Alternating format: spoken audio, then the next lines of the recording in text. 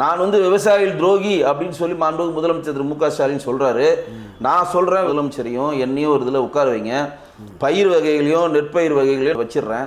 எந்தெந்த நெல்லுன்றது நீங்கள் சொல்லிவிடுங்க, எந்தெந்த பயிர் நீங்கள் சொல்லுங்கள், எந்தெந்த தானியங்கள் நீங்கள் வந்து சொல்லுங்கள், நான் நீங்கள் என்ன சொன்னாலும் கேட்குறேன் அப்படின்னு ஒரு சவால் விடுறாரு.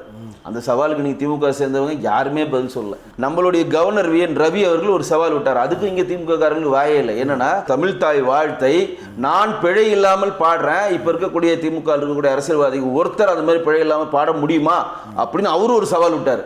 அதற்கும் பதில் இல்லை. எவன் தமிழுக்கு வந்து சோதனையை பாருங்க. பீகார்லேருந்து ஒரு கவர்னர் வந்து தமிழை கற்றுக்கொண்டு நான் பிழை இல்லாமல் பாடுறேன், ஓப்பன் சேலஞ்ச் வைக்கிறேன், உங்களால் பாட முடியுமான்னு ஒரு கேள்வி எழுப்புறாரு.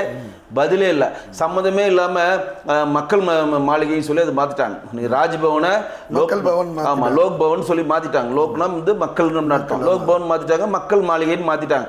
இது வந்து ஒட்டுமொத்தமாக கவர்னர் மாளிகை, கவர்னரில் இந்தியாவில் இருக்கக்கூடிய 28 மாநிலங்களும் 7 யூனியன் பிரதேசம் சேர்ந்த கவர்னர் மாநாட்டில் நம்மளுடைய ஆளுநர் ரவி முன்வைச்சு அதை பிரகடனப்படுத்தி அதை ஓகே பண்ணி இன்றைக்கு இந்தியா ஃபுல்லாக ஒரு பேசும் பொருளாக ஆயிடுச்சு மக்கள் மாளிகை.